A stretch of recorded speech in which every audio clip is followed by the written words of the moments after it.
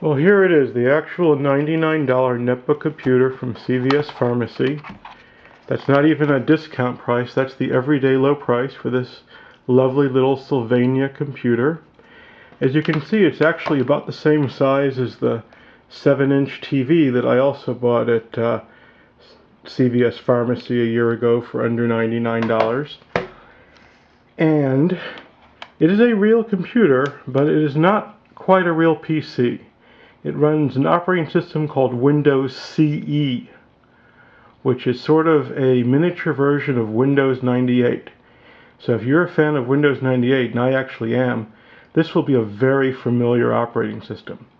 It boots in under 30 seconds.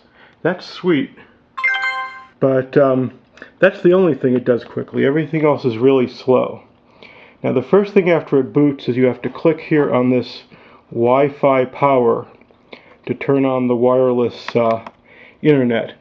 And I found this a little confusing. When it says power on, it really means the power is off. So you click on that, and then it says power off, by which it really means the power is on. Okay, once you get past that, this little icon comes up saying you're wireless. And the first time you run the computer, you click on that and you set up your wireless network. But I've already done that. It was in the instructions, and it was pretty easy once you figure out you have to turn the wireless power on in that way. And then, you know, you have what seems to be a real Windows Internet computer. You got your Internet Explorer. There's some very stripped down versions of Word, or Office rather, players. But as soon as you go to a familiar website, you discover Windows CE defaults to the mobile versions of most websites. This is a complete waste of time on a computer that has a real screen and a real keyboard. This is not a video phone, it's a cell phone. Although actually it is. What this is a cell phone with no phone and a large screen and a keyboard. That's sort of what's inside it computer-wise. But you can click here on Classic and go to the real Google. I also bookmarked the real versions of my favorite websites in the non-mobile version. So that makes it a lot easier to go to Yahoo. If you just type in yahoo.com, you get some other Yahoo, not the Yahoo that you probably wanted. And the screen is about the same resolution as a DVD. I believe they say it's 800 by 480. So it's more than adequate for web surfing. Now these pages are actually coming up pretty quickly today, but the problem often is it sort of brings up half the page, then you click here to make it go down, just like I'm doing, and it doesn't always go down right away. You'll click on something else to bring up the page, and you know, text sites actually work pretty well. And the instructions say this is an effortless way to watch video and go to Facebook. Well, effortless wouldn't really be my word for it, but it does work. However, again, the limitations seem to be a lot of them in the Windows CE. Now, at first I was overjoyed that it had a standard operating system and not something weird invented by the Chinese. But it turns out that Windows CE has a lot of the annoying features of Windows without most of the abilities. For example, this browser, it looks like Internet Explorer, and it is actually a version of Internet Explorer 6, from what I understand. But when you try to click on the video, again, this computer advertises it's great for playing video. More often than not, these video links try to bring you to a plugin, such as oh, the name of the popular one's escaping me, but whatever it is, this computer doesn't support it. So you can click play video all day, and chances are it won't play. Now, as I said, it does support YouTube. Oh, it does have this very nice Windows 98 style icon, which brings you the desktop back even while you're running programs. So it does multitask. It's so much like Windows. It's a shame that it's not a little more like Windows. but if you knew the specs of the computer, you'd know why. It has 128 meg of RAM, which is a little small. Instead of a hard disk, it has a 2 gigabyte solid state memory, which is divided into two partitions, a operating system partition and a user partition, but you can write files in either of them. It's just like Windows. You can open folders, write files in it, download files, and you can add more memory through the slots in a few ways. Now this is YouTube mobile, and this works. The problem is, well, we'll get to the problem in a minute, but let's say, for example, you want to find my very popular video called Rocket Blows Up. This is one of my own originals, and not rockets, and I highly recommend it. Now, having a full-size keyboard, or sorry, a full keyboard, it's not a full-size keyboard, is very nice, but it's still a little small, and the space key sticks a lot on mine. And that makes it just that much harder to type on compared to a better keyboard. And by the way, Rocket Blows Up is the first one you'll get if you type Rocket Blows Up.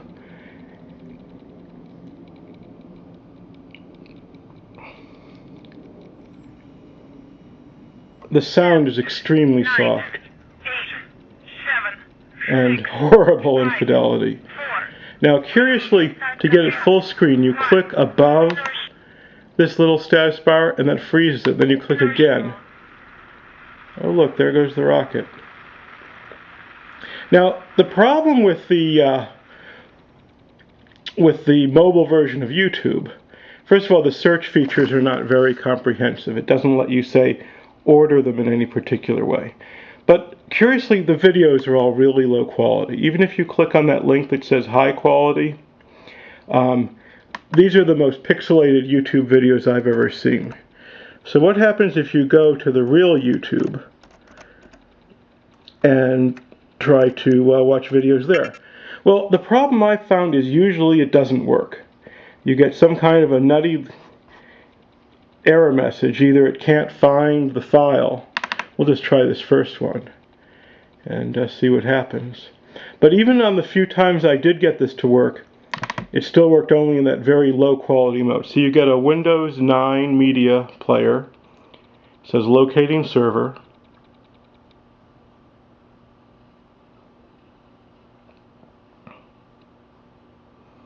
By the way, the web browser works to the extent that if you have web-based email without video in it, that'll probably work great. Oops. Unable to establish a connection to server. I see that message a lot when I try to use YouTube, the real site, as opposed to mini YouTube. So, kind of disappointing. The screen is certainly large enough, high enough resolution, and by the way, the download speed is quite good. I was getting probably no less than half the speed that I get from a real computer downloading content. I'm just going to show you a few of the features of the computer. It has some nice features connectivity-wise. You've got, maybe hard to see, we've got an SD slot there, which either lets you watch your pictures or video, or you can use that as an external hard drive. You've got both a headphone jack and a mic jack. That headphone jack is really necessary to get any decent sound. You've got two USB ports here. These are only 1.1 ports, and they say they're dedicated to a mouse and a keyboard. Haven't tried it. But you have a real USB 2.0 port here for memory sticks or other things. You can connect a printer, but the problem is it better be a printer that you can get a driver for Windows CE. And according to the manual, that's just portable printers. It's got a hardwired Ethernet port and a power jack. And on the bottom, it looks like you probably can take the battery pack off to replace that if it goes bad. It's got a few indicator lights. And the touchpad's actually pretty good. It's got these two large mouse-type buttons. Work pretty well. And there was the on-off button. The speakers are pathetic. But again, the screen is actually decent. The way it flips up is pretty good. The problem is it doesn't stay at every conceivable angle as well as it's Now the question is this computer worth $99? And the answer is absolutely. But is it worth wasting your time with at any price? And that's where I'm a little more hesitant.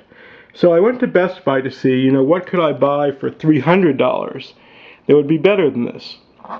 See, it's got a Windows Media Player. It just doesn't work when you try to connect to the web a lot of the time. See, I'll click on Web here.